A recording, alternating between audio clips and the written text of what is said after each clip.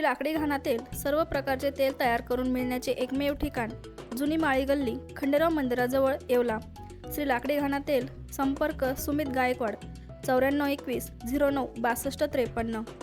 येवला नगर परिषद निवडणुकीत प्रभाग क्रमांक 7 मधून विजय विश्वनाथ मोरे हे शिवसेनेचे अधिकृत उमेदवार म्हणून रिंगणात उतरले असून त्यांच्या उमेदवारीमुळे या प्रभागातील वातावरण चांगलेच तापले आहे।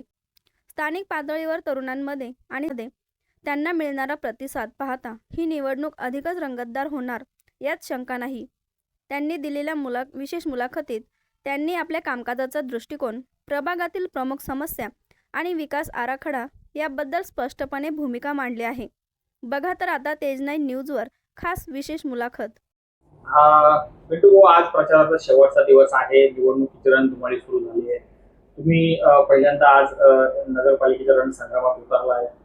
सर्वात पहिले आमच्या प्रेक्षकांना आणि तुमच्या मतदारांना तुमचा परिचय द्या। मी विजय विश्वनाथ मोरे आणि मला लहानपणापासून आज जवळचे सगळे पिंटू म्हणताय, तर माझं उर्फ पिंटू नाव आहे असं। नाही तुमचं आता तुम्ही मतदार काय, तुम्ही विजन घेऊन उभे, तुमचा परिचय दिला, कोणत्या पक्षाकडून उभा आहात, तुमचं विजन काय? मी एकनाथरावजी शिंदे यांच्या गटाकडून धनुष्यबाण हे निशाणे घेऊन त्यांच्या पक्षाकडून उभा आहे।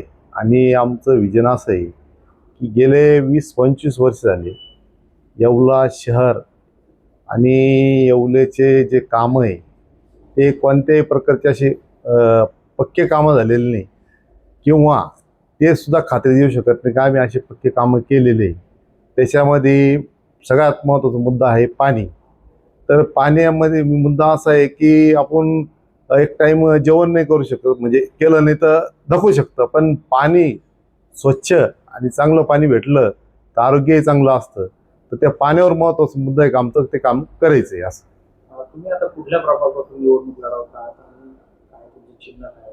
आमच्या प्रभाग 7 मध्ये आम्ही निवडणूक लढवत आहे आणि मी मधून निवडणूक लढवत आहे, प्रभाग 7 मध्ये।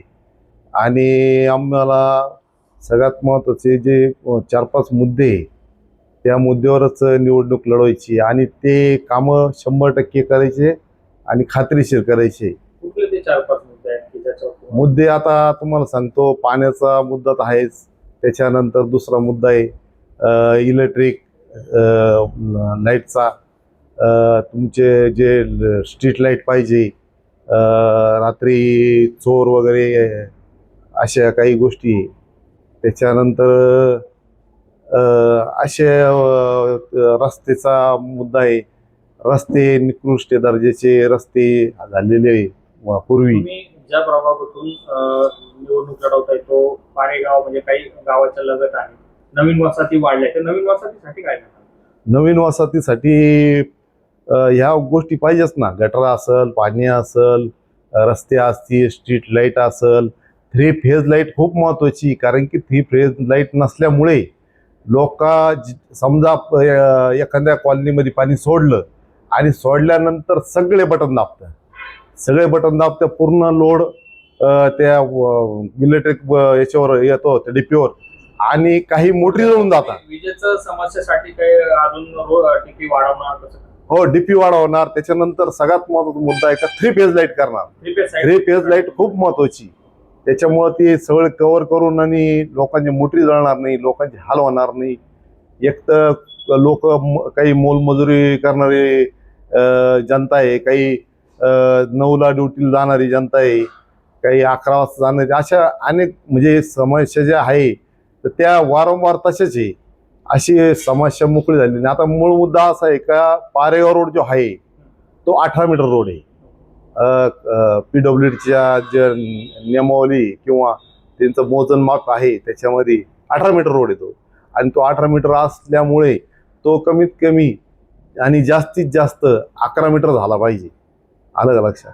तेव्हा ते वन व्यवस्थित चालतील किंवा ज्या लहान लेकरं असतील, महिला असेल, यांना तो म्हणजे दुर्घटना होणार नाही याची आम्ही महत्त्वाची त्या रस्त्याची काळजी घेणार किंवा तो रस्ता एकदम व्यवस्थित करणार आहे असं।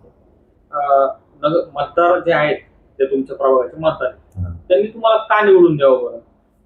आता पहिला का निवडून द्यावा त्याचं कारण सांगतो की मी गेल्या बरेचशे वर्षापासून म्हणजे मी 2011-12 पासून पारेगाव रोडलाच राहतो आणि मोरे वस्तीवर त्याच्या आधी राहत होतो. तर मी पहाटे रोज फिरायला जातो. फिरत असताना माझ्या डोक्यात असं आलं का हे जे पूर्वीचे जे होते काही म्हणजे जे सदस्य होते तर त्यांच्याकडून किंवा जे मंत्री होते, आता मंत्री म्हटलं का थोडक्यात असा विषय येतो का ते दुसरंच काही विषय होतो. मूळ मुद्दा असा आहे की मंत्री 20 वर्ष पासून आहे आणि कॅबिनेट मंत्री काही महिने सोडले तर त्यांनी असे मेन जे रस्ते गाव कनेक्ट होते ते रस्ते जर पक्के केले असते तर लोकांचे अपघात किंवा अनेक गोष्टी टळल्या असतील. तुमचं काय म्हणणं आहे की त्यांनी कामं केली? काम केले पण एकदम जे 18 मीटर रोड आहे ते रोड 9 मीटर किंवा 11 मीटर 12 मीटर झाले पाहिजे. शोभीकरण झालं पाहिजे, स्ट्रीट लाईट झाली पाहिजे होती, सेंटरला डिव्हिडेशन टाकून स्ट्रीट लाईट टाकली गेली पाहिजे होती. अशी कुठलेही कामं नाही. आता दरडे बंधू यांनी एक नांदगावचा रोड बनवला बघा कॉन्क्रीट, आता तुम्ही बघितलं त्याचं असेल काम चालू आहे. त्याचं काम चालू. तर अशा गोष्टी जर केल्या तर जनता याबाधित आणि जे आहे नागरिक ते ज्यांनी काम केलंय त्याला निवडून देऊ शकते. बरोबर आहे. तुम्ही आता गेल्या अनेक दिवसांपासून प्रचार करताय तुमच्या हा. वार्डामध्ये प्रभागामध्ये हा. अनेक दिवसांपासून प्रचार करताय. काय तुम्हाला मतदार कशा पद्धतीने मतदार भेटले? तुमच्या प्रचाराला प्रतिसाद कसा मिळाला? वरची तुमचं शिटे नगराध्यक्ष रुपेश दराडे यांना कसा प्रतिसाद मिळाला? तुम्ही कसं मतदारांना आता आव्हान करा?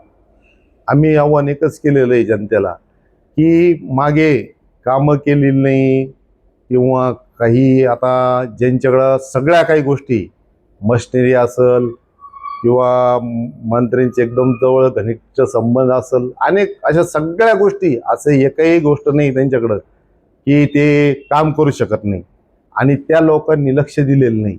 म्हणून जनता त्रस्त आहे आणि जनता म्हणते की आम्हाला नवीन चेहरा पाहिजे आणि त्यासाठी मी जनतेचाच आशीर्वाद घेऊन आणि जनतेच्याच मतांनी तुम्ही मतदार जे आहेत तुमच्या प्रभागाचे त्यांना आता काय तुम्ही मतदानासाठी काय आव्हान करा?